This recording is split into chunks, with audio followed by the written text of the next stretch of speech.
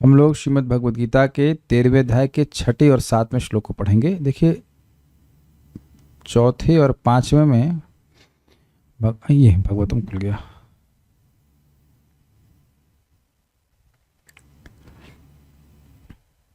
चौथे में भगवान ने बोला, तत्क्षेत्रम यच्च यादृक्च यद विकारी यतश्च यत् स च यो यत् प्रभावश्च तत्समासेन मे शृणु। तो अब वहाँ पे आप गीता भूषण टीका में जाएं तो ये देख लीजिए, यच्च अर्थात इसके मूल अवयव या द्रव्य क्या है, इसका उत्तर श्लोकों में मिलेगा। यादृक अर्थात ये किसको आश्रय दिया हुआ है यह मालूम चलेगा। यद विकारी, इसमें विकार क्या है मालूम चलेगा। यतश्च अर्थात इसके उद्भूत होने का कारण क्या है, शरीर क्यों प्रकट होता है, और यत अर्थात का स्वरूप क्या है। कितने हो गए? 5 पॉइंट्स हैं इन। और उसके बाद ज्ञाता और भगवान के बारे में तो आगे बात होगा ही। तो ये सब बात होगा। हम लोग अब इसको यहाँ पढ़ते हैं। महाभूतान्यहंकारो बुद्धिरव्यक्तमेव च। महाभूतान्यहंकारो बुद्धिरव्यक्तमेव च। इंद्रियाणि दशैकं च पंचचेन्द्रियगोचराः। इंद्रियाणि दशैकं च पंचचेन्द्रियगोचराः। इच्छा द्वेष सुखं दुःखं संघात चेतना धृतिः। इच्छा द्वेषः सुखं दुःखं संघातश्चेतना धृतिः। एतत् क्षेत्रं समासेन सविकारम् उदाहृतम्। एतत् क्षेत्रं समासेन सविकारम् उदाहृतम्। बोलिए। महाभूतान्यहंकारो बुद्धिरव्यक्तमेव च। महाभूतान्यहंकारो बुद्धिरव्यक्तमेव च। इंद्रियाणि दशैकं च पंचचेन्द्रियगोचराः। इंद्रियाणि दशैकं च पंचचेन्द्रियगोचराः। इच्छा द्वेषः सुखं दुःखं संघातश्चेतना धृतिः। इच्छा द्वेष सुखं दुःखं संघातश्चेतना धृतिः। एतत् क्षेत्रं समासेन सविकारम् उदाहृतम्। एतत् क्षेत्रं समासेन सविकारम् उदाहृतम्। कोई भक्त कहते हैं कि आवाज कम आ रही है, क्या सभी को कम आ रही है? Is it less? ओके, कम कैसे बोलूं, इतना ज़्यादा कैसे बोलूँगा? अरे भाई, अब यहाँ थोड़ी दिक्कत है, और कोई तरीके से करेंगे तो आवाज़ आएगी नहीं ठीक से, तो इसलिए लेस। अरे तो एवरीवन पे पोस्ट कर दिए। अच्छा, less, okay, yes, less, yes, okay. तो यहाँ हमारे कुछ लोग बोल रहे हैं ओके और कुछ लोग बोल रहे हैं लेस, तो इसका मतलब सुनने में ही कुछ त्रुटि लग रही है, या तो कुछ कारण हो सकता है। ईयरफोन लगा सकते हैं, ईयरफोन इस्तेमाल कर लीजिए तो शायद इससे आसानी हो जाएगी। अब सही है, मैंने तो कुछ किया ही नहीं। मैंने कुछ किया ही नहीं। मंदिर में भी ऐसे ही होता था, कोई गा रहा है, यार आवाज ऊपर करो, तो हम लोग जाते वैसे करते, ठीक है, हाँ ठीक है, कुछ नहीं करते थे, खाली मन की बात होती। तो ठीक है, बढ़ा दिया मैंने, बढ़ा दिया, हाँ अब सही। कुछ, क्योंकि एक पार्टी कहती थी आवाज कम करो, एक पार्टी कहती थी आवाज बढ़ाओ, तो ये पार्टी यहाँ भी हो गई। तब क्या करें? हम कुछ नहीं किए, लेकिन लग रहा है आप लोगों की आवाज तेज है, तो होनी चाहिए, तो मेरे ख्याल से ठीक है। ओके,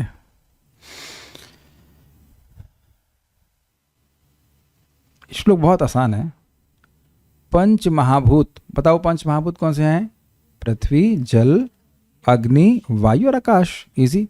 अहंकार तो अहंकार है ही। बुद्धि, बुद्धि मतलब महतत्व। अव्यक्त मतलब जो व्यक्त नहीं होता। तीनों गुणों की अप्रकट अवस्था कौन सी होती है? प्रधान। तो जो लोग नए हैं वो समझ लें, प्रधान वह अवस्था है जहाँ पे नाम, रूप, गुण आदि कुछ नहीं होते, और प्रकृति के तीनों गुण, रजोगुण, तमोगुण, सतोगुण बराबर अवस्था में रहते हैं। ये बात है। 10 इंद्रियां मतलब 5 कर्मेंद्रियां और 5 ज्ञानेंद्रियां तथा मन। 5 इंद्रिय विषय अर्थात जिन विषयों को हम अपनी ज्ञानेंद्रियों से पकड़ते हैं। काफी इंटरेस्टिंग है, थोड़ा बोल दे रहा हूं। भागवतम हमने सुना था, यही 5 इंद्रिय विषय नहीं है, जो कर्मेंद्रियां हैं उनके भी इंद्रिय विषय होते हैं। Make sense? तो ये केवल ज्ञानेंद्रियों के 5 विषय। आपको याद आ रहा है ना, क्या क्या था? हजम कर रहा था, क्या क्या था वो, कितनी इंद्रियां निकल, 18-20 इंद्रियां निकल गई थी, उन सबके इंद्रिय विषय भी थे। लेकिन यहां जो इंद्रिय विषय बात कर रहे हैं वो क्या है? 5। यानी कि शब्द सुनना कान का, रूप आँख का, रस जिह्वा का टेस्ट करना, स्पर्श स्किन का, और नाक का गंध। बस ये। इच्छा द्वेष सुख दुख, ये सब मन के विकार हैं। संघात, संघात पूरा शरीर, संघ, जीवन के लक्षण तथा धैर्य, इन सबको संक्षेप में कर्म का क्षेत्र तथा उनकी अंतःक्रिया यानी विकार कहा जाता है। ये सब शब्दों का अर्थ हम समझा ही दिए, लेकिन फिर भी एक बार पढ़ लेते हैं। महाभूतानि मतलब आकाश आदि महाभूत, अहंकार मतलब अहंकार, बुद्धि मतलब बुद्धि मतलब महतत्व, अव्यक्तम एवच और अव्यक्त प्रकृति अर्थात प्रधान, 10 इंद्रियां मतलब 10 इंद्रियां, कर्मेंद्रिय और ज्ञानेन्द्रियां, एकम च और एक मन, पंच च इंद्रिय गोचराह, शब्द स्पर्श आदि 5 इंद्रियों के विषय थोड़ा समझिए। जैसे गोचर भूमि क्या होती है? जहां गाय चरती हैं, अग्रीड। तो गो मतलब इंद्रियां अगर ग्रहण करते तो इंद्रियां कहाँ चरती हैं? शब्द रूप रस, तो इसलिए उनको पंच च इंद्रिय गोचर कहा गया है। वह 5 क्षेत्र जहां पे इंद्रियां हमारी चरने जाती हैं।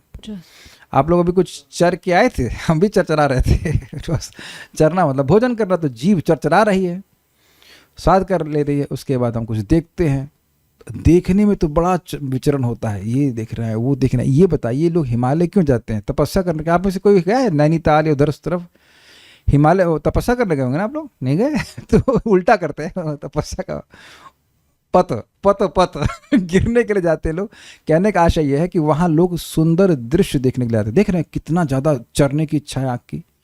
और कभी कोई यहाँ व्यक्ति भक्ति में स्पेशली आने से पहले 10-12 किलोमीटर दूर गया है गोलगप्पे खाने के लिए? ना, सब इंद्रिय संयमी लोग हैं। Sorry, okay, wrong example. ये दृष्टांत किसी को समझ में नहीं आया, लेकिन आप जानते हैं कि लोग, महाराज बता रहे थे कि लोग कहते हैं वृंदावन चलो, वहाँ बांके बिहारी की लस्सी पियेंगे। अब बताइए कितनी दूर से आ रहे हैं केवल लस्सी चरने के लिए। तो चरण का मतलब वो क्या है? इंद्रियां वहाँ पे विचरण करती हैं। ठीक है, आपने देखा होगा कुछ लोग जो थोड़े स्त्री लंपट होते हैं वो काला चश्मा लगाते हैं क्यों? क्योंकि आंखें कहाँ चर रही हैं वो है कोई देख ना पाए। बहुत ज़्यादा खतरनाक है। इंद्रियां एकदम रडार की तरह होती हैं। हमारा इंद्रिय विषय कहाँ है, हमारा इंद्रिय विषय कहाँ है, लाइक दैट। ठीक है, हम गोचर शब्द की बात समझा रहे थे। इच्छा द्वेष सुखम दुखम, इच्छा द्वेष सुख और दुख ये सब मन के हैं। और संघात, संघ का मतलब समझते हैं इकट्ठा जहाँ होता है सब लोग, तो इस सबको इकट्ठा कर देंगे तो क्या बनेगा? शरीर बनेगा कि नहीं? इंद्रियां, इंद्रियों के विषय भी, जबकि इंद्रिय के विषय बाहर हैं, लेकिन वह भी इस पूरे संघात को शरीर कह सकते हैं या कर्म क्षेत्र कह सकते हैं या क्षेत्र कह सकते हैं। चेतना मतलब जीवन के लक्षण, और ये चेतना आत्मा की है। अब इसको थोड़ा समझिए। धृति मतलब धैर्य, इसको समझाता हूँ। देखिए, चेतना धृति को तोड़ेंगे तो कैसे आएगा? चेतना प्लस धृति, और एक और तरह से तोड़ देंगे, चेतना प्लस आधृति। तो आधृति का मतलब क्या होता है? देखिए, इसको समझाया गया है, स्थैर्य प्रदान करना। चेतना अपने से तो कार्य कर नहीं सकती है। हम अपनी चेतना से कार्य करते हैं, लेकिन चेतना के कार्य होते कैसे हैं? शरीर के द्वारा। तो ये शरीर चेतना को आधृति अर्थात स्थैर्य प्रदान करता है, इस अर्थ में कि भाई हम यहाँ टिक करके कुछ कार्य कर पा रहे हैं। जब देह ही नहीं होगा तो अब कार्य कैसे करोगे? नहीं तो धैर्य का गुण एकदम समझ में नहीं आएगा। इसलिए धैर्य मतलब स्थिरता होता है ना। हम लोग अब कोई 70-80 साल एक देह में रहते हैं, तो उतने समय एक तरह से स्थिर होकर शरीर में रह रहे हैं और उसमें कार्य कर रहे हैं। तो ये बस इसमें सबसे जो थोड़ा टफ पॉइंट था बस ये था, आधृति मतलब स्थिरता प्रदान करना। सविकारम, विकार सहित एतत् क्षेत्रम समासेन उदाहृतम, यह क्षेत्र संक्षेप में कहा गया है। गीता भूषण टीका। श्लोक 4 के पहले भाग में जिस विषय के वर्णन करने के संबंध में भगवान कह रहे थे, उसका वर्णन इन 2 श्लोकों में 6 और 7 में भगवान कर रहे हैं। यह क्षेत्र का वर्णन है। समझ में आ गया ना? ये श्लोक था ना यहाँ पे, तत् क्षेत्रम यच्च यादृक्च यद विकारी यतश्च यत् स च यो यत् प्रभावश्च तत्समासेन मे शृणु। तो इस संक्षेप में भगवान इस बात को समझा रहे हैं। महाभूतानि अर्थात आकाश, वायु, अग्नि, जल और पृथ्वी। नेक्स्ट, अहंकार अर्थात तामस बुद्धि जो इन तत्वों का कारण है। किन तत्वों का कारण है? पंचभूत, यानी कि तामसिक अहंकार से पंच महाभूत बनते। तो यहाँ पे अहंकार का मतलब है तामसिक अहंकार, ऐसा समझ में आ रहा है। बुद्धि अर्थात महतत्व जिसमें ज्ञान की प्रधानता होती है और जो अहंकार का कारण है। यह भी आप जानते हैं, प्रधान में साम्यता रहती है और उससे महतत्व आता है, उसमें सत्वगुण और सत्वगुण का आधिक्य होता है। फिर उसमें जब तमोगुण का अधिकता होती है तब आता है तामसिक, नहीं केवल अहंकार आता है। उसके बाद अहंकार फिर विभाजित हो जाता है तामसिक अहंकार इत्यादि। वैसे आप यह भी समझ सकते हैं कि अहंकार, मूल अहंकार को भी ले सकते हैं, क्योंकि अहंकार जो है उसमें तमोगुण का आधिक्य होता है, तो इसलिए भी आप कह सकते हैं तामस बुद्धि, अर्थात बुद्धि हो गया महतत्व। वह बुद्धि जिसमें तमोगुण की अधिकता हो जाएगी वह क्या होगा? तामसिक अहंकार, सॉरी अहंकार ही कहा जाएगा उसको। मैं समझा पाया? फिर समझिए, महतत्व में सत्वगुण का आधिक्य होता है और महतत्व में जब तमोगुण बढ़ जाता है तो अब वह अहंकार का रूप हो जाएगा। तो देखा जाए तो यही एक जो बुद्धि है महतत्व, उसी का ट्रांसफॉर्म्ड रूप है अहंकार, इसलिए उसको तामस बुद्धि कहते हैं। ट्रांसफॉर्म, वैकुर्वणात् शब्द है ना, विकुर्वणात् भागवत में कई बार था, उसका ट्रांसफॉर्मेशन से तो तमोगुण जहां बढ़ा दिया गया तो अहंकार आ जाता है। ठीक है, बड़ी एक साइड पॉइंट आपको इंटरेस्टिंग बात बता रहा हूं। शिव जी की पूजा करने वाले, सुन लो भाई, बहुत काम की बात बता रहा हूं, ज्यादा पैसे वाले हो जाते हैं। आपको पता है क्यों? क्योंकि शिव जी तमोगुण के अधिष्ठाता देवता हैं और ये जितनी भी वस्तु आती हैं, जब मैं कहूंगा पैसा अधिक है तो क्या होगा? आकाश, पृथ्वी, जलवायु, अग्नि, आकाश से बनी हुई वस्तुएं। इंटरेस्टिंग ना? क्योंकि भगवान शिव जो है वो तामसिक अहंकार के अधिष्ठाता देवता है। वो खुद तामसिक नहीं है लेकिन उसको मैनेजर है, कह लीजिए, उनके स्टॉक में है भरा हुआ, तो जो उनका उपासक है उसको ये सारी चीजें दे दिया करते हैं आसानी से। इसीलिए लोग शिव जी की पूजा करते हैं, क्योंकि उनको भौतिक लाभ आसानी से प्राप्त हो जाता है। ये आप पढ़ना, इसको 10.88.8 के आगे पीछे देखेंगे। यहाँ पे पूछा गया कि भाई शिव जी तो खुद भक्कड़ बाबा हैं, कपड़ा भी नहीं पहनते हैं और उनके उपासक खूब पैसे वाले, और लक्ष्मीपति भगवान उनके उपासक ना दरिद्र, बट उतने पैसे वाले तो नहीं होते हैं। तो ये क्या हिसाब किताब है, समझ में नहीं आया। इससे पहले इस बात को थोड़ा मैं जब बोल रहे चर्चा कर लेते हैं। आपने ये देखा है कि जितनी वस्तुएं होती हैं उतना ये हमारे मन में एक इल्यूजन क्रिएट कर देती है कि इससे कम में हम कैसे जिएंगे। आप देखो, बहुत से लोग घर में ओटीजी रखते होंगे। ओटीजी समझते हैं आप? ओटीजी क्या होता है? वो फॉरवर्ड क्या अवन होता है ना, अवन, समथिंग लाइक दैट। और वो 4-4 महीने 5-5 महीने उससे कुकिंग भी नहीं करेंगे लेकिन रखे रहेंगे उसको। माइक्रोवेव तो कुछ बनता है, लेकिन हमने देखा है अवन सर वो इकट्ठा करते हैं, ये भी काम आएगा, ये भी काम आएगा। ये गृहस्थ लोग समझते हैं इस बात को, ब्रह्मचारी लोग कम समझेंगे, लेकिन गृहस्थ समझ लेते हैं। आइए प्रभु अंदर आ जाइए, अंदर आइए, कोई दिक्कत नहीं। तो आप ये देखेंगे कि लोग जितना इकट्ठा करते हैं उतना ये भावना बढ़ती जाती है कि मैं और चाहिए, मैं और चाहिए। ये सब तमोगुण का लक्षण है। चलिए, बुद्धि अर्थात महतत्व जिसमें ज्ञान की प्रधानता होती है और जो अहंकार का कारण होता है, तो ये तो स्पष्ट पहले बताया गया था, इसमें सत्वगुण की प्रधानता होती है।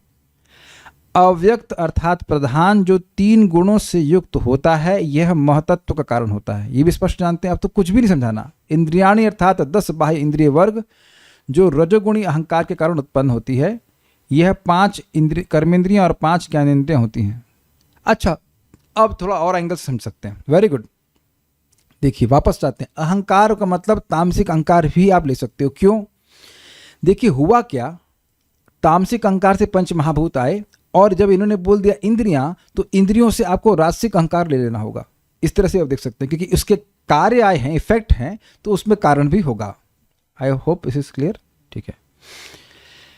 मन जो सत्वगुणी अहंकार का कार्य है वह आंतरिक इंद्रिय है, तो उससे सत्वगुणी अहंकार भी आ गया। इस प्रकार 11 इंद्रिय हो जाती हैं। इंद्रिय गोचरा अर्थात तन्मात्रा यानी इंद्रियों द्वारा ग्रहण किए जाने वाले विषय, शब्द, स्पर्श, रूप, रस और गंध, ये सूक्ष्म होते हैं और अहंकार और स्थूल तत्वों के मध्यस्थ रहते हैं, व साथ ही ये स्थूल तत्वों के गुण के रूप में भी रहते हैं। उदाहरण के लिए शब्द आकाश के गुण को प्रकाशित करने वाला है। यह तन्मात्राएं स्थूल रूप में इंद्रियों के द्वारा ग्रहण किए जाने वाले विषयों के रूप में प्रस्तुत होती हैं। जो इन 24 घटकों से युक्त है उसको क्षेत्र कहते हैं। तो कहीं एक बार किसी को डाउट था कि 24 हैं कि नहीं, तो आप गिन लेना यहाँ पे। चलो गिन लें एक बार, श्लोक को देखा जाए वापस क्या क्या है इसमें, 24 है कि नहीं। पंच महाभूत 5, अहंकार 6, बुद्धि 7, अव्यक्त 8, 10 इंद्रियां 18, हम कहीं ज़्यादा ना हो जाए कहीं, ठीक है। और एक मन, 10 इंद्रियां और एक मन, तो कितना हुआ? 19। और 19 और 5 जोड़ते हैं कितना होता है? 24 होता है। सही थे हम लोग। सो यानी कि 19 और 5, 5 इंद्रिय विषय 24, इसको क्षेत्र कहते हैं। ठीक, गॉट इट। आप लोगों को बहुत आसान लग रहा होगा, यहाँ तो भगवान शॉर्ट बोल रहे हैं, आप लोग तो डिटेल में पढ़ के आए हैं ना सारा कुछ भागवतम से। अब एक बात समझानी होगी भाई, ये क्या है? स्थूल तत्वों और अहंकार के मध्यस्थ रहते हैं। देखिए, तामसिक अहंकार से आया शब्द तन मात्रा, और शब्द तन मात्रा से आया आकाश। बीच में आ गया कि नहीं? तामसिक अहंकार, आकाश, और इसके बीच में क्या है? शब्द तन मात्रा। शब्द तन मात्र जो है, तन मात्रा है, वो आया तामसिक अहंकार से, फिर उस तन मात्रा से आकाश आया, फिर आकाश से स्पर्श तन मात्रा आया, और उस स्पर्श तन मात्रा से वायु आती है, फिर वायु से रूप तन मात्रा आती है, रूप से आता है अग्नि। तो रूप अग्नि का गुण है, ये बात है। और अग्नि था आंखों का गुण, आपको याद आ रहा ना? तो आंखें जो है रूप पकड़ती हैं। आपने कभी सोचा नहीं कि सुंदर रूप देखने में अच्छा क्यों लगता है? ये अच्छा लगना क्या है? इसी को कह रहे हैं सूक्ष्म रूप से ग्रहण करते हैं। अच्छा भोजन अच्छा लगता है कि नहीं? तो ऑब्वियसली अच्छा लगेगा। तो ये अच्छा क्यों लगता है? वो जो इंद्रिय है, इंद्रिय विषयों के संपर्क में आती है, और उससे जो मन में ट्रांसफॉर्मेशंस होते हैं, वो हम लोग सोचते हैं कि वो सुख और दुख है।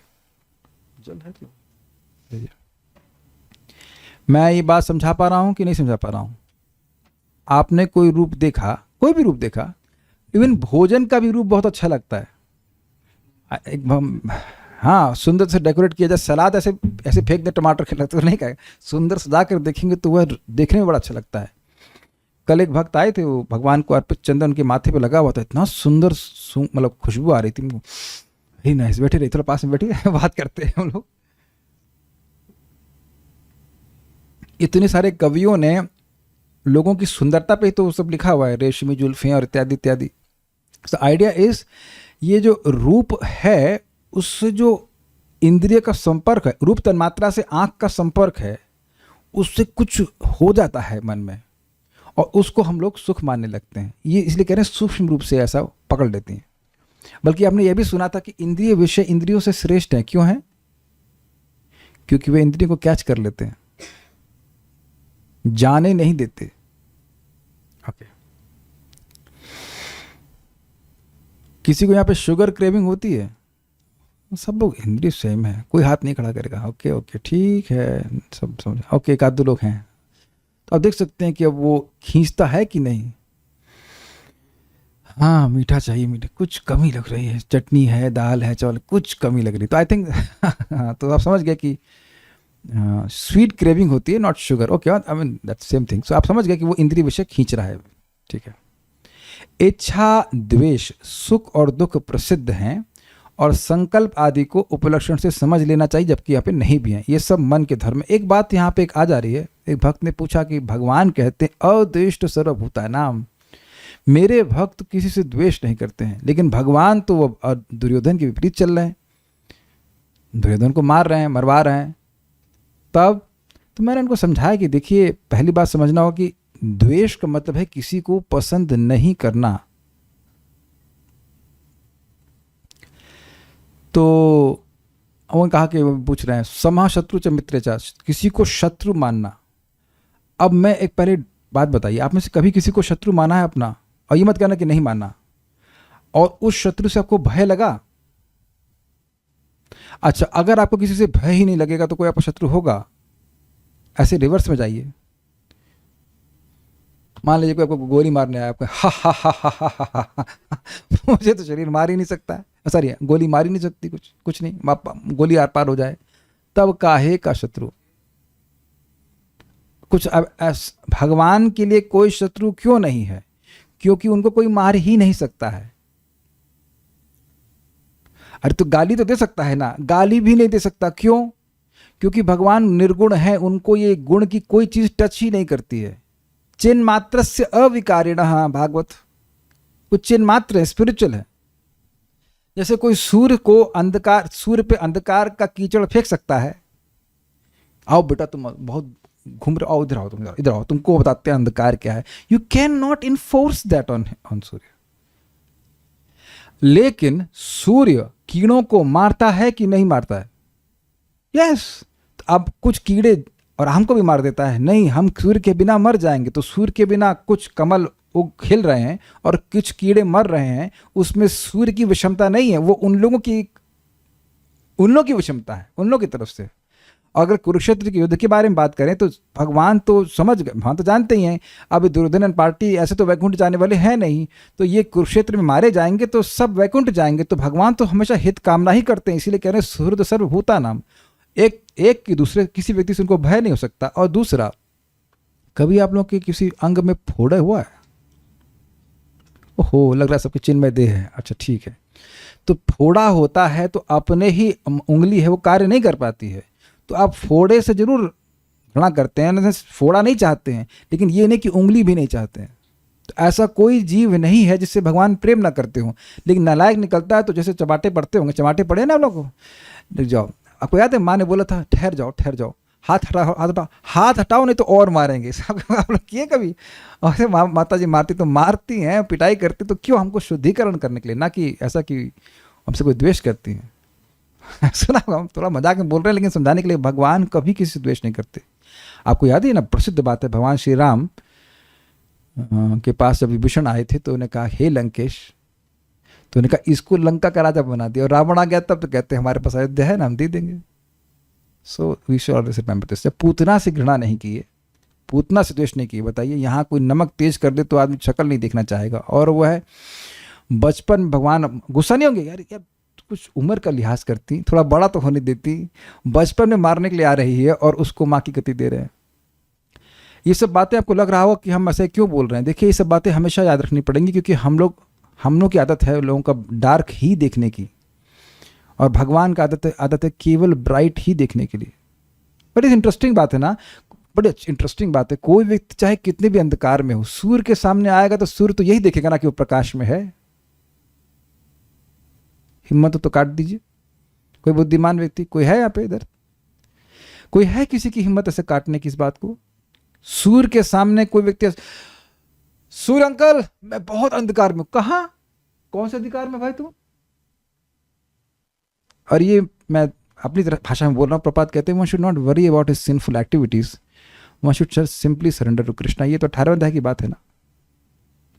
हमें बात याद आ गई, द्वेष पे इसलिए हम बोल रहे थे। भगवान किसी से द्वेष नहीं करते। कि हम वापस अपने टॉपिक पे आते हैं। इच्छा, द्वेष, सुख और दुख प्रसिद्ध हैं और ये सब मन के धर्म है। अब एक बात समझिएगा, जिन लोगों ने शादी की है उन लोगों को ये अनुभव होगा स्पेशली, ओह बड़ी अच्छी है, बड़ा अच्छा है।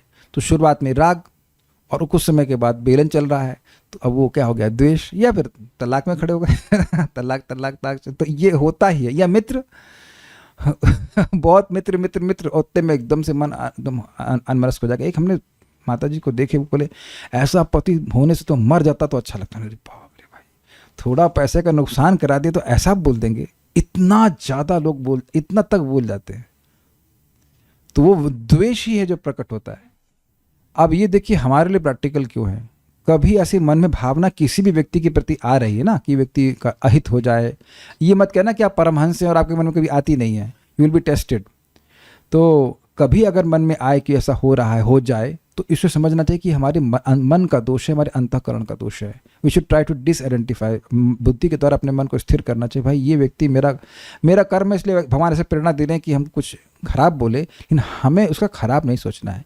लेकिन एक और बात यहाँ पे आ जा रही है, भाई आप व्यवहार में उससे झगड़ा नहीं करोगे, आप दूर रहेंगे, लेकिन हृदय में आपको द्वेष नहीं करना है। प्लीज ट्राई टू अंडरस्टैंड, क्योंकि हृदय में द्वेष होगा तो बहुत प्रॉब्लम हो जाएगी। आज हमारे कल्याण प्रभु को ऑब्जेक्शन था। क्या ऑब्जेक्शन था? ऐसा कुछ था ना कि किसी से द्वेष नहीं करेंगे, ये करेंगे तो बड़ी भक्ति में दिक्कत आई। मैंने कहा आप ऐसा कुछ तो बोल रहे थे आप। बाइक दीजिए, इनको भी ऑब्जेक्शन ले लेते हैं भाई। बड़ा उनको तकलीफ थी कि इच्छा द्वेष अगर गायब हो जाएगा तो भक्ति कैसे करेंगे भाई, है ना। हाँ बोलिए। प्रभु जी, हम ये कहना चाहते हैं कि जैसे द्वेष की से हो रहा है और उसका हम कुछ मतलब अपकार या फिर कुछ हानि नहीं हो पा रही, या द्वेष का सॉल्यूशन नहीं निकल रहा है, तो उससे हम भक्ति में और ज़्यादा भगवान के प्रति समर्पण कर सकते हैं। मैं वो कहना चाहता हूँ। फिर से रिपीट कीजिए। हम किसी से द्वेष कर रहे हैं, उसका हम कुछ हानि नुकसान कुछ नहीं कर पा रहे, सिर्फ अपने अंदर चिढ़ने से कोई मतलब भी नहीं हो रहा है, तो हम भगवान के प्रति और समर्पण कर सकते कि भगवान हम आपके शरणागत है, और हम इसको जो द्वेष करने इसका जो फीलिंग है। अब तो पार्टी चेंज कर दिया, अब ये तो नहीं बोल रहे थे आप, ये नहीं, ये बात है, मतलब ये आप तो कहते कॉम्प्लेसेंसी कॉम्प्लेस, अभी पब्लिक में हाँ, आकर और द्वेष अगर मान के चला नहीं करते तो हम भूल जाते, तो फिर उसके प्रति फिर वही मतलब हितकारी मतलब दोस्ती के संबंध बनाने जाते, फिर द्वेष होता है, फिर ऐसे भूल जाते, तो फिर ये दिक्कत हो जाती है। आप बांग्ला में समझाना, हमको हिंदी आपकी समझ में नहीं है, कोई बात नहीं, लेकिन ये बात तो कुछ कंफ्यूजन लगे। देखिए सिंपल सी बात समझ लेना, किसी दिन आपका ऐसा हो कि आपकी किसी से झगड़ा नहीं है, किसी के प्रति नेगेटिव भावना नहीं है, हाउ इजी भक्ति बिकम्स। और मान लीजिए कभी जब कर रहे हो दांत भीच को हरे कृष्ण उसका ये हो जाए, सारे हरे कृष्णा के राम बाण ना, ये राम का नाम, राम का बाण है, सारे बाण उसी में चला दो, ऐसा नहीं है, ऐसा नहीं है। तो आप समझ गए, ये सब मन के धर्म है। और दूसरा देख लीजिए, इच्छा मतलब यहाँ इच्छा जो है वो है भोग की इच्छा। भोग की इच्छा मतलब साइकिल चाहिए, साइकिल चाहिए, साइकिल चाहिए, साइकिल चाहिए, साइकिल चाहिए, साइकिल चाहिए, या मोबाइल चाहिए, मोबाइल चाहिए। आप देखते हैं कितना जलाती है। ओहो, आप लोग मेरे आज प्रवचन समझ नहीं पाने लगता है, आप लोग सब लोग इच्छा आदि से रहित हो गए। आप देख लो, कुछ ये नहीं कहेंगे डिवोटी बन गए तो इच्छा गायब हो गई, कुछ चाहिए, कुछ चाहिए, कुछ चाहिए, कुछ चाहिए, कुछ चाहिए। और बच्चे जैसे चीखने लगते हैं ना, कुछ चाहिए, कुछ चाहिए, चाहिए, चाहिए, चाहिए, चाहिए, चाहिए। तो इस तरह की इच्छाएं सब जो है, ये सब मन की प्रवृत्ति है। और आप ये भी देखते होंगे कि जब मिल जाता है तो मन उधर देखता भी नहीं उसको। इंटरेस्टिंग है। और सुख और दुख तो समझते हैं, ये चाहिए, आहा बड़ा अच्छा लग रहा है, इसे क्या कहेंगे, अनुकूल वृत्ति, मन का एक प्रकार का प्रवाह, इसको सुख मानते हैं। और दुख क्या है, उसकी प्रतिकूल वृत्ति। जैसे मैं प्यास लग रही तो पानी पी रहा हूं, 1 मिनट, अमृत है। अब मान लीजिए 20 लीटर पिला दी जाए तब, तो क्या कहेंगे, अरे पारोगे क्या, गॉट इट, ठीक है। हमको ये सब बातें इसलिए अच्छी लगती हैं क्योंकि इसके द्वारा थोड़ा थोड़ा मन की चालों से हम बच पाते हैं। नहीं तो भक्ति में आने के बाद भी काफी समय तक व्यक्ति इन्हीं राग द्वेष में उलझा रहता है। अगर माँ बच्चे को भक्तों से दूर रखे और पिता क्रोध करे तो ये भी द्वेष है। माँ बच्चे को भक्तों से दूर रखे और पिता क्रोध करे तो ये भी द्वेष है? नहीं, द्वेष नहीं है। जैसे कोई मायावादी बोले तो हमारा क्रोध करना ये स्वाभाविक है। हनुमान जी क्या रावण से द्वेष कर रहे थे? नहीं, भगवान के विरुद्ध चल रहा था तो वैसा क्रोध करना है। क्रोध भक्ति द्वेषी जने, जो भक्तों से द्वेष नहीं करता है, ऐसी परिस्थिति में हम क्रोध करते हैं तो क्रोध हमारा मित्र है। सुनाई पड़ा मैंने क्या कहा?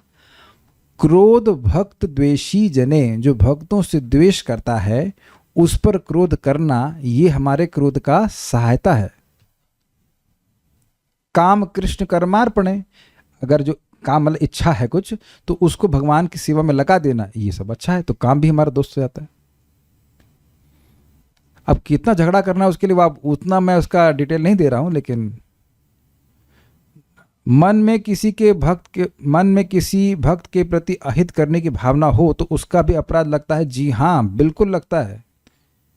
दूसरे का अहित करने से आपको मिलेगा क्या?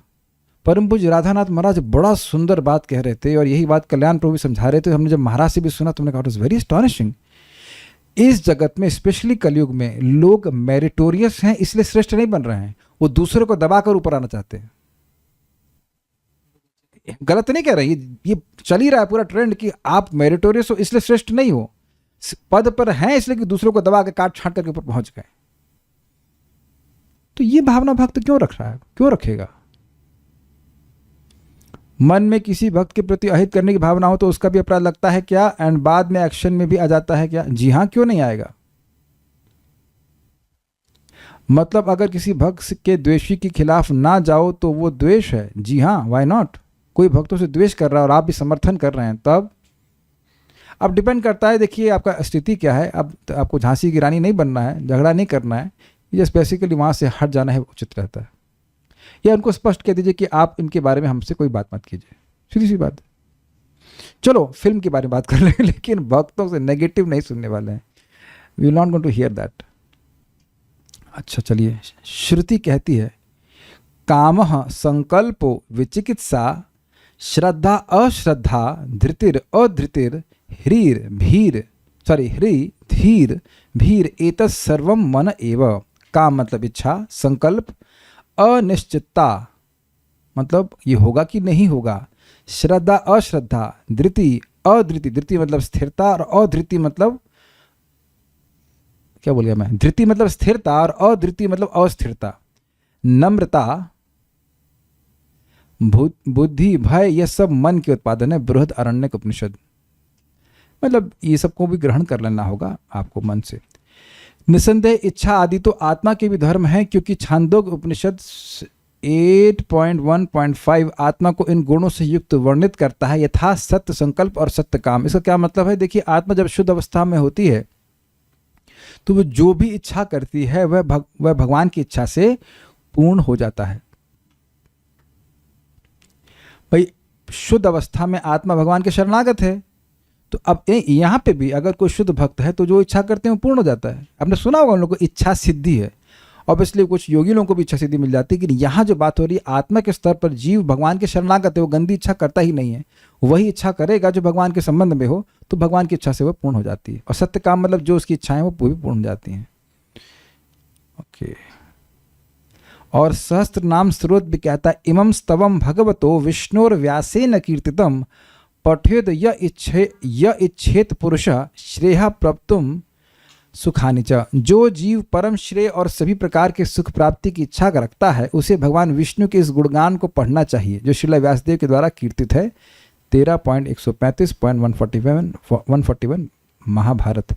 अब एक बड़ी इंटरेस्टिंग बात है यार, पहले पूरा पढ़ता फिर बताता हूँ, बहुत इंटरेस्टिंग है। बाद में भी भगवान कहेंगे कि आत्मा ही जगत में अपने सुख दुख का कारण है, भगवद गीता 13.21 में।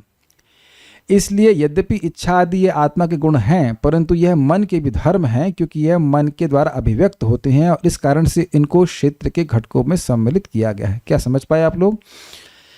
देखिए, इच्छाएं मन में लॉज होती हैं, लेकिन पिज्ज़ा खाने की इच्छा यह आत्मा की नहीं है।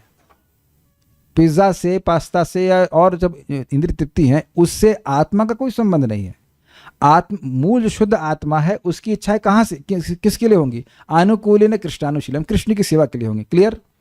लेकिन ये जो इच्छाएं हैं वो उत्पन्न कहाँ से हो रही है? मन से हो रही है। अब पूछेंगे ये कहाँ से आई? पहले कर्म किए से। कर्म कब से करना शुरू किया? अनादिकाल से।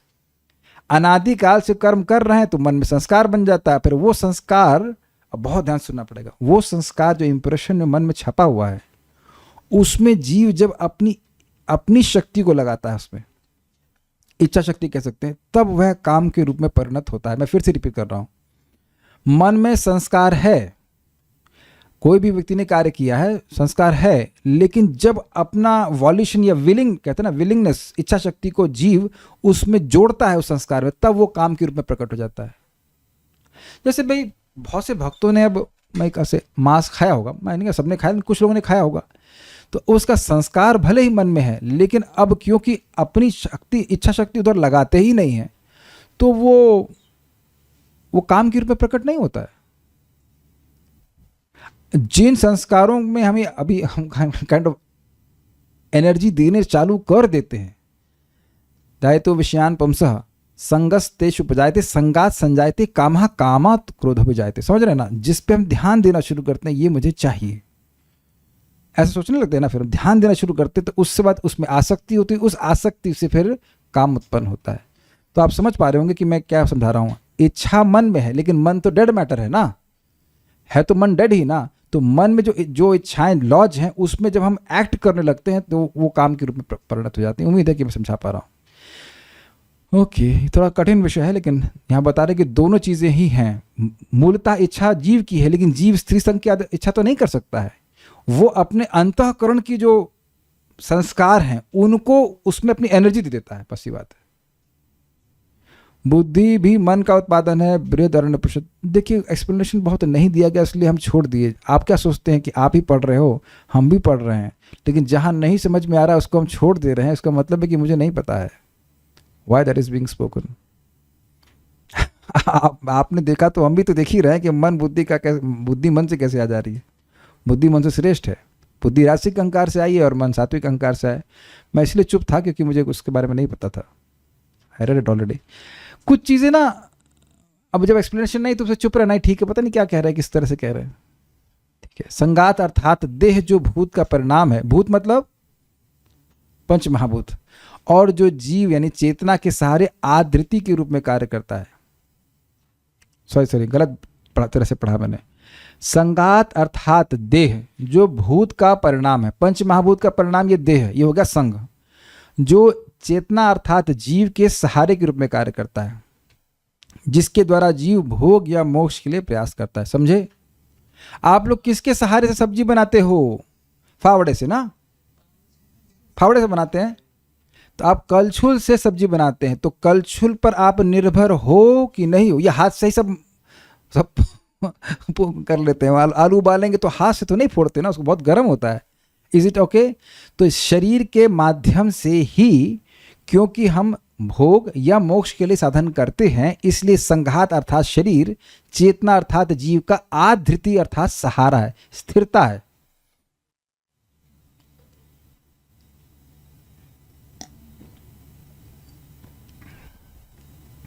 जैसे भी मैंने एक ग्लास से पानी पिया, रुकिए, ये ग्लास मैंने होल्ड किया हुआ है, तो मेरा हाथ इस ग्लास को सहारा दे रहा है कि नहीं दे रहा है? Is okay? तो उसी प्रकार से आत्मा की चेतना है, वो तो हमेशा रहती है, लेकिन चेतना के द्वारा ही कार्य कर लेंगे क्या हम? चेतना तो कार्यों के रूप में कैसे प्रकट होती? शरीर के द्वारा होती है। तो शरीर उन कार्यों को करने के लिए, चाहे वो भोग के लिए हो चाहे मोक्ष के लिए हो, वह शरीर माध्यम बनता है, सहारा देता है। This is very easy. ये खाली आदित्य शब्द थोड़ा सा कठिन था समझने के लिए। ओके, इस पर एक बहुत सुंदर बात आपको बताना चाहता हूँ, अपने जीवन में अभी देख सकते हैं। हम लोग जो सुबह हरे कृष्ण मंत्र करते हैं, उससे क्या होता है? चेतना की शुद्धि। तो उससे होता यह है कि हमारे जो बाकी कार्य है ना शरीर के, वो उस शुद्ध चेतना के कार्यों को सहारा देगी। मैं समझा पा रहा हूँ? जैसे आप लोग यहाँ पे गीता सुनने आए, क्यों? क्योंकि चेतना शुद्ध है, इसलिए गीता सुनने के लिए अपने कान लगाने के लिए उत्सुक हैं। मैं समझाता हूँ, समझा पाया? और बहुत से लोग, प्राय सभी लोग इस जगत में बिल्कुल रुचि नहीं रखेंगे। एक भक्त हमको मैसेज किए, उनके पति बहुत दुखी हैं और कहते हैं, वो दुखी होते ही जा रहे हैं, कह रहे हैं तुम देख नहीं रही हो कि मैं तुम्हारी भक्ति करने से कितना दुखी हूँ। पता नहीं कौन से शास्त्र से सुन लिए उन्होंने। तुम मेरी बिल्कुल भी परवाह नहीं करती। आई डोंट नो, लग रहा है कि ओल्ड मूवी देख के आए। No, absolutely nonsense, absolute nonsense. और वह भी तब जब उठते हो तुम 7 बजे, पत्नी 6 बजे से माला खत्म करके बैठी हुई है, तो तुमको क्या मालूम सो रही थी कि जब कर रही थी? मान लो झूठी में बोल दे कि मैं जब कर रही थी, हो सकता सो रही हो, तुम तो कुछ नहीं जान रहे, तब भी व्यक्ति चिंता कर रहा है। तो बेवकूफ़ी की बात हुई कि नहीं? तो यह अशुद्ध चेतना का लक्षण है। ये हमको कोई कहे तुम लोग जब करते हो, हम लोग सोते हैं, दोनों को सुख मिलता है, एक बराबर है। तब ऐसे में क्या कहा जाए? देखिए, आप अगर खुश रहना चाहते हैं ना, तो सर फोड़ना बंद कर दीजिए। सॉरी, प्लीज़ मुझे क्षमा कीजिएगा इस प्रकार की लैंग्वेज यूज़ कर रहा हूँ, लेकिन कुछ लोग इतने ठस बुद्धि के होते हैं, शायद भैंस का दूध पीते रहोगे, लेकिन जो इतनी ठस बुद्धि होती है कि भाई इतना भी नहीं समझ में रहा, तुमको गाली तो नहीं दे रहे हैं भाई। बहुत सारी जगत में देखा जाता है स्त्रियाँ कितना गाली बकती हैं, चीखती हैं, हम तो देखे भी आंखों से। तो अब आंखों से, हाँ, तो अब कितना परेशान करते हैं, है कि नहीं? और कोई भक्त जब कर रहा है, तुम्हारा उसमें क्या नुकसान हो जा रहा है? तो मैं सब खाली ये बोल रहा हूँ कि मैं इस पॉइंट पे बोल रहा हूँ कि हर व्यक्ति अपनी चेतना के अनुसार कर रहा है। और एक बहुत गंभीर बात सुनिए, जितना चेतना पवित्र होगी, उतना व्यक्ति को समझ में आएगा कि भाई एकमात्र समय अगर हम सही तरह से बिता रहे हैं तो वह भगवान की भक्ति, बाकी तो केवल व्यर्थ कर रहे हैं। और जैसे जैसे आप जप करते जाएंगे और जितना अच्छे से जप करेंगे, उतना और समझ में आएगा, अरे इंद्रिय तृप्ति तो केवल टाइम वेस्ट है, इज एब्सोल्यूट टाइम वेस्ट, इससे हमें कुछ नहीं मिल रहा है एक्सेप्ट एक और जन्म। अमेजिंग। बट प्रभुपाद का लेक्चर मैं सुन रहा था, आप लोग अप्रिशिएट करने का प्रयास कीजिए। कह रहे थे कि देखिए, जो व्यक्ति भगवान की शरणागत हो रहा है वो एब्सोल्युटली इंटेलिजेंट है, बहुत ज़्यादा इंटेलिजेंट है। प्रमाण, बहुनाम जन्मनाम अंते ज्ञानवान माम प्रपद्यते। तो आप ज्ञानवान माम प्रपद्यते से शुरू करो। जो भगवान की शरण में आ रहा है वो बहुत ज्ञानवान है, इसलिए शरण में आ रहा है। यद्यपि यहां लग रहा हो कि वो ज्यादा पढ़ा लिखा नहीं है, जो कुछ भी है। Very amazing. फले न परिचायते, फल के द्वारा कारण का अनुमान कर लेना चाहिए कि आज ये व्यक्ति भगवान की भक्ति कर रहा है, जब कर रहा है, से विश्वास है, तो ये बहुत बहुत पुण्यात्मा व्यक्ति होगा। हम खाली चेतना के और कार्यों के संबंध के बारे में बोल रहे थे, आगे पढ़ते हैं। प्रधान से प्रारंभ करके और पंच महाभूत पर समाप्त होकर यह सब क्षेत्र के द्रव्य हैं। द्रव्य मतलब इंग्रेडिएंट्स। इसको श्लोक 4 में यच्च से कहा गया था। नोट, यह है प्रधान, महतत्व, मिथ्या अहंकार और पंच महाभूत, इनसे बना है ये क्षेत्र। श्रोत्र आदि इंद्रियां और शब्द आदि इंद्रिय विषय इस क्षेत्र का आश्रय लिए हुए हैं। यादृक्च, श्लोक देख लीजिएगा चौथे वाले को। यच्च, यच्च मतलब प्रधान, महतत्व, पंचमहाभूत और अहंकार। यादृक्च मतलब किन्होंने इसका आश्रय लिया है, मतलब जैसे ये घर हो गया, घर अलग वस्तु से बना है और हम लोग जिसको आश्रय लिए हुए हैं ये अलग लोग हैं। तो इनका, इस शरीर का आश्रय कौन लिया हुआ है? इंद्रियां आश्रय ली हुई हैं और इंद्रिय के विषय आश्रय लिए हुए। तो ये यादृक्च का अर्थ हुआ। अब थोड़ा ध्यान सुनते चलेगा तभी बात समझ में आएगी। कहाँ गया? ठीक है। इच्छा और अन्य गुण यानी कि सुख दुख, इच्छा और द्वेष इस क्षेत्र के कार्य या विकार हैं। तो यह यद विकारी शब्द की व्याख्या है। ट्रांसफॉर्मेशन दोहरा है। यह शरीर जीव के लिए भोग या मोक्ष प्राप्ति के लिए प्रयास का साधन है। तो यह यतः शब्द का अर्थ है, अर्थात इस क्षेत्र का क्या प्रयोजन है, किस लिए आया? तो जीव को भोग प्रदान करने के लिए या मोक्ष प्रदान करने के लिए। यह शरीर अर्थात संघात ही क्षेत्र का स्वरूप है। मतलब संघात अर्थात यह शरीर ही इस क्षेत्र का स्वरूप है। तो यह यत शब्द की व्याख्या हुई। अब यत यहां पे कहां आया था भाई, देखना पड़ेगा। यतश्च यत, यत मतलब इसका स्वरूप क्या है। यतश्च मतलब ये क्यों आया, क्यों आया? भोग और मोक्ष प्रदान करने के लिए आया। और लास्ट वाला यत का मतलब स्वरूप क्या है? तो स्वरूप है संघात। ओ, कठिन लग रहा है मुझे भी।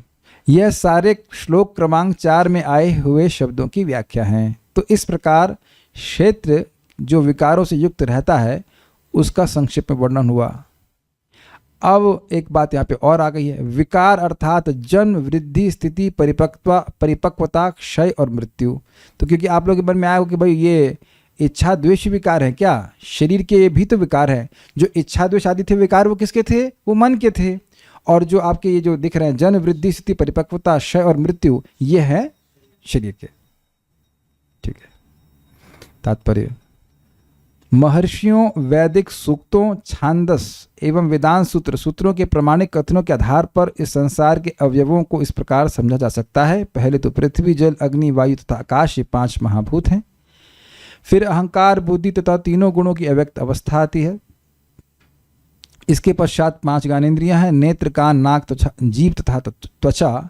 फिर 5 कर्मेंद्रियां हैं, वाणी, पांव, हाथ, गुदा तथा लिंग हैं। तब इन इंद्रियों के ऊपर मन होता है, जो भीतर रहने का अंतः इंद्रिय कहा जा सकता है। इस प्रकार मन समेत कुल 11 इंद्रियां होती हैं। फिर इन इंद्रियों के 5 विषय हैं, गंध, स्वाद, रूप, स्पर्श तथा ध्वनि। इस तरह इन 24 तत्वों का समूह कार्य क्षेत्र कहलाता है। यदि कोई इन 24 विषयों का विश्लेषण करे तो उसे कार्य क्षेत्र समझ में आ जाएगा। फिर इच्छा, द्वेष, सुख तथा दुख नामक अंतः क्रियाएं यानी विकार हैं, जो स्थूल देह के 5 महाभूतों की अभिव्यक्तियां हैं। चेतना तथा धैर्य द्वारा प्रदर्शित जीवन के लक्षण सूक्ष्म शरीर अर्थात मन, अहंकार तथा बुद्धि के प्राकट्य हैं। ये क्या कह रहे हैं हमको नहीं समझ में आया। फिर से बोलते हैं, पढ़ते हैं क्या प्रपात कहते हैं। फिर इच्छा, द्वेष, सुख तथा दुख नामक अंतः क्रिया विकार हैं, जो स्थूल देह के 5 महाभूतों की अभिव्यक्तियां हैं।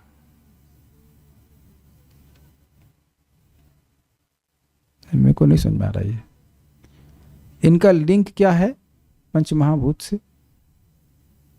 Anyone here? नहीं समझ में आई बात।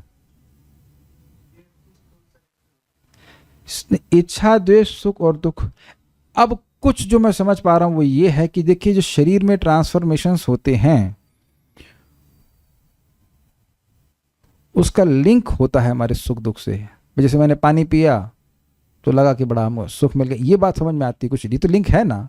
सुख और दुख का अनुभव आप मन में करते हो लेकिन उसका लिंक तो बाहर की क्रियाओं से है ना। हाँ, कोई शरीर सुख भोगता है या दुख भोगता है तो उसको हम अपने से यहाँ पे कर लेते हैं, ऐसे समझ में आता है बात। दूसरा एंगल ये है कि इच्छा द्वेष सुख और दुख ये शरीर के 5 महाभूतों को में भी आती हैं, वो भी ठीक है, वो भी ठीक है। लेकिन मूलतः जो बाहर की ट्रांसफॉर्मेशन है उससे सुख और दुख आता है मन में। चेतना तथा धैर्य द्वारा प्रदर्शित जीवन के लक्षण सूक्ष्म शरीर अर्थात मन अहंकार तथा बुद्धि के प्राकट्य हैं। ये मुझे नहीं समझ में आया, आगे पढ़ते हैं। ये सूक्ष्म तत्व भी कर्म क्षेत्र में सम्मिलित रहते हैं। पंच महाभूत अहंकार की स्थूल अभिव्यक्ति है, ये तो समझ आ गया समझ में। तामसिक अहंकार से पंच महाभूत आते हैं ना, ग्रॉस, जो अहंकार की मूल अवस्था को ही प्रदर्शित करती है, जिसे भौतिकवादी बोध या तामस बुद्धि कहा जाता है। तो तामसिक अहंकार की बात हुई। यह और आगे प्रकृति के 3 गुणों की अप्रकट अवस्था की सूचक है। प्रकृति के अव्यक्त गुणों को प्रधान कहा जाता है। समझ में आया आपको? तामसिक अहंकार किससे आया? महतत्व से, और महतत्व आया प्रधान से। तो उसको प्रपात ने यहाँ पे समझा दिया। जो व्यक्ति इन 24 तत्वों को उनके विकारों समेत जानना चाहता है उसे विस्तार से दर्शन का अध्ययन करना चाहिए। भगवद गीता में केवल सारांश दिया गया है। शरीर इन समस्त तत्वों की अभिव्यक्ति है। शरीर में 6 प्रकार के परिवर्तन होते हैं। ये उत्पन्न होता है, बढ़ता है, टिकता है, संतान उत्पन्न करता है और तब यह क्षीण होता है और अंत में समाप्त हो जाता है। अतएव क्षेत्र अस्थायी भौतिक वस्तु है, लेकिन क्षेत्र का ज्ञाता क्षेत्रज्ञ इससे भिन्न रहता है। एक हम बात बोलेंगे जो हमने आपसे सीखी। इस सारे डिस्कशन से व्यक्ति को ये समझना चाहिए कि वह जिस स्थान में रह रहा है, इस देह में रह रहा है, वो वहाँ पे हर कुछ चीज़ टेम्परेरी है। ये बात श्रीमान दीन बंधु प्रभु समझा रहे थे, हमको बहुत अच्छा लगा था उन्हें पॉइंट। उन्होंने कहा कि हर व्यक्ति को समझना होगा कि इस जगत में हर चीज़ अस्थाई है। Is it not encouraging? आप कहेंगे एनकरेजिंग कैसे? हमारे जो अनर्थ आदि भी हैं, जो भी काम क्रोध लोभ भी है, यह भी अस्थाई हैं। कभी कभी मन में आता है, आज सोच मन में एक संशय हो जाता है कि क्या मेरा हृदय पूरी तरह कभी शुद्ध होगा? Will it be possible? जी हाँ, होगा ही, क्योंकि ये सारी चीज़ें ट्रांजिटरी, कहेंगे ना, ट्रांजिटरी हैं, समाप्त हो ही जाएंगी। इस जीवन में देखिए, आप में से जो लोग 20 साल से बड़े हो गए हैं, खिलौनों की आसक्ति कितनी बाकी है? Hear this and you will understand it very nicely. Tung Vidya, do you miss dolls? कहेंगे बच्चा समझाए क्या, चश्मा नहीं पहना तो देख नहीं कितने बड़े हो गए हो। Dhananjay, maybe he still likes to have small cars. Dhananjay, वो छोटे बच्चों वाली कार्स नहीं। अरे प्रभु हम बड़े हो गए, 10वीं में आ गए। तो आप प्रैक्टिकल देखो, बचपन में बच्चे लोग इसके लिए रोते हैं कि नहीं? आप में से कभी कोई रोया खिलौनों के लिए? हाँ तो आप समझ रहे हैं। अनंत, आप रोते हो खिलौने के लिए? हाँ, अनंत ईमानदार है, डिवोटी बच्चा ईमानदार है, तो कहता है रोता है। तो क्या बेटा जब मेरी उम्र में आ जाओगे तब भी आप रोगे? नहीं। देखो ये भी समझ गया इसको। तो जब मेरी उम्र में आकर नहीं रो रहे तो अब क्यों रोते? ब्रह्मज्ञानी बनो बेटा। तो point is very simple. As our consciousness evolves, अभी मैं मजाक की बात नहीं कर रहा, प्लीज इस बात को समझिए। हम लोगों को किस उम्र में खिलौने से आसक्ति छूट गई? जल्दी से बताइए, कोई झट से बताइए। एकदम से याद भी नहीं ना। और जब आप बच्चे तो कितनी आसक्ति थी, खिलौना चाहिए खिलौना चाहिए, सोच भी नहीं सकते थे कि खिलौना, और उससे भी पहले वाला खिलौना, वो जो झुंझुना था जो माँ पकड़ा देती उसको देख के। क्या आप बताइए इस समय वो झुंझुना पकड़ाया जा सकता है? कोई आपको मान लो को भूख लगे और कह लो झुंझुना पकड़ो तो क्या बच्चा समझ रखा है हमको? उसी प्रकार से मैं आपको भले मजाक में समझा रहा हूं, लेकिन समझने का प्रयास कीजिए। जैसे जैसे हरे कृष्ण मंत्र के द्वारा आपकी चेतना उच्चतर उठती चली जाएगी, विषय याद भी नहीं रहेंगे, उत्साह से भक्ति करते जाइए। इसीलिए तो भगवान कह रहे हैं अपि चेत सुदुराचारो भजते माम अनन्य भाग।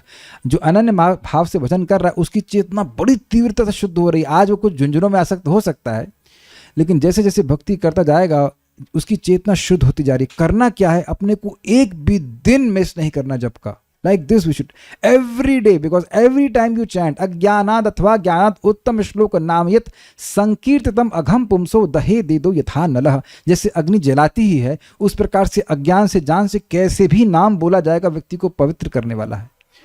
मैं समझा पा रहा हूँ इस बात को? ये बाकी सारी चीज़ें ना वो सब टेम्परेरी हैं, लेकिन जैसे जैसे आपकी चेतना ऊपर उठती चली जाएगी, बाकी जो लोअर आसक्तियाँ हैं, जिन इस कार्य क्षेत्र में जो आसक्तियाँ हैं, वो बिल्कुल अपने आप समाप्त होती जाएंगी। हमें इससे बहुत बड़ी शिक्षा प्राप्त हो रही है कि एवरीथिंग इज ट्रांजिटरी, लेकिन आत्मा जो है वो शाश्वत है। वो भक्ति करते चले जाए, वो धीरे धीरे करके सब कुछ साफ हो जाएगा, हो ही जाएगा। जैसे आप लोग देख रहे हैं, खिलौनों में कोई आसक्ति नहीं। मुझे आज तक कोई मेरा काउंसलर नहीं बोला प्रभु जी वो झुंझुना याद आता है जब मैं बार बार जब करता हूँ वही झुंझुने की तस्वीर आ जाती है। किसी की आई तस्वीर अब तक? झुंझुने की शक्ल भी याद नहीं होगी ना। Like this is very encouraging for me, at least for me. So will stop here. हाँ, प्रश्न है, माइक पे पूछ लीजिए या मैं रिपीट।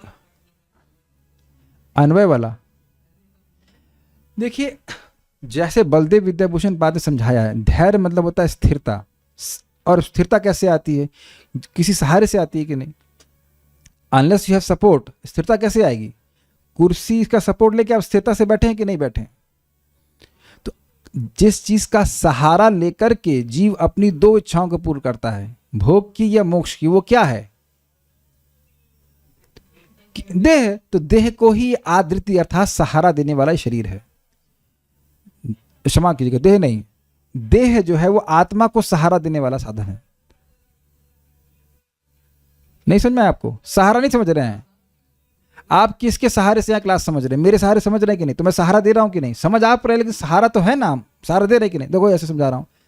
तो उसी प्रकार से आदृति को समझाया बलदेव विद्याभूषण पाद ने कि जीव की दो इच्छाएं हैं, तीसरी नहीं है, भोग की या मोक्ष की। तो भोग और मोक्ष दोनों की इच्छाओं को कैसे पूरा करेगा? देह से। तो देह सहारा हुआ कि नहीं हुआ? तो इसलिए वहां पर कह रहे आधृति। मुझे पता था कि ये पॉइंट जो है समझने में कठिनाई होगी, लेकिन आई थिंक उस तरह समझे कि सहारा दे रहा है, इसके सहारे साधन है भोग या मोक्ष का। ठीक है, ओके, समझ में आ गया सारी बातें? ओके। विकार को नेगेटिव ट्रांसफॉर्मेशन कहा जा सकता है? नहीं। सुख और दुख को आप नेगेटिव पॉजिटिव में नहीं डाल सकते हैं, जस्ट ये ट्रांसफॉर्मेशंस हैं। क्योंकि सुख और दुख दोनों में ही सम रहने को कहा गया है गीता में। अब मेरा मान लीजिए खाने को बहुत अच्छा मिल गया, अरे अरे वाह वाह वाह वाह, बस अब खा लिया यहां तक, उसे सो गए, अब गीता क्लास भर। तो अच्छा मिले नहीं मिले, भवानी मत सुनना आप, नहीं मिले तब भी गीता सुनना चाहिए, और अगर अच्छा मिले तो भी आना चाहिए। आप लोग, हम लोग अगर अच्छे मौसम की ही वेट करते रहेंगे तो कौन से दिन अच्छा मौसम होता है जप करने के लिए? जल्दी से बताइए आप लोग, कौन सा मौसम अच्छा होता है जप करने के लिए? साधना माता जी हमको नहीं समझ आ रहा, कौन सा मौसम अच्छा होता है जप करने के लिए? गर्मी के लिए, बरसात के लिए, जिसको नहीं करना है उसके लिए सारे मौसम खराब है। आज मूड नहीं कर रहा है, आज ये है आज वो है। हम कोई व्यक्ति बोल रहे थे, वो आए थे, उनको काउंसलिंग किए आना, मैंने कहा भैया क्या हो गया? आप तो कह रहे थे 3:30 बजे उठते हो, तो 3:30 बजे उठ करके आप 5:30 तक नहीं पहुंच पाते, वो भी अपने घर से। तो थोड़े सोचे कि मैं गुस्सा हो गया हूँ। तो गुस्सा कहते हैं, हम तो कंसर्न बोल रहे, प्रभु जी आप याद रखिए मैं वही हूँ, नाम नहीं बोल रहा हूँ, मैं आपका वही हूँ, डैश डैश व्यक्ति हूँ, आप मुझे मत त्यागिए। हमने कहा त्याग तो आप रहे हैं, आप तो त्यागने की बात तो जो आपको पकड़े, आप पकड़ ही नहीं रहे हैं, पहले पकड़ो तो सही, फिर तो हम त्यागेंगे। आज तक नहीं पहुंच पाए वो, पता नहीं कैसे, क्या ट्रैफिक जाम होता है? जूम पे ज्वाइन कर में ट्रैफिक जाम तो लगता नहीं है, पता नहीं क्या होता है। सो दिस इज नॉट समता। समता means no matter what you chant Hare Krishna. Last कोई पॉइंट है? हर मौसम ओके होता है, हाँ, और ऐसे भजन करेंगे तो हम ओके रहेंगे। जो व्यक्ति इन 24 तत्वों को उनके तत्वों समेत जानना चाहता है, उसे तत्वों से दर्शन का अध्ययन करना चाहिए। भगवद गीता में केवल सारांश दिया गया है। यहाँ कौन से दर्शन का कहा गया है? तीसरे स्कंद में इसका वर्णन आएगा। तीसरे स्कंद में आप डिटेल में सांख्य का वर्णन सुनेंगे, अभी चल ही रहा है तो उसको सुनते चलिए, आ जाएगा। और क्या कहते हैं? और कुछ नहीं कहते। So stop now. Shrimad Bhagavad Gita की जय, श्रील प्रभुपाद की जय, निताय गौर प्रेमानंदे।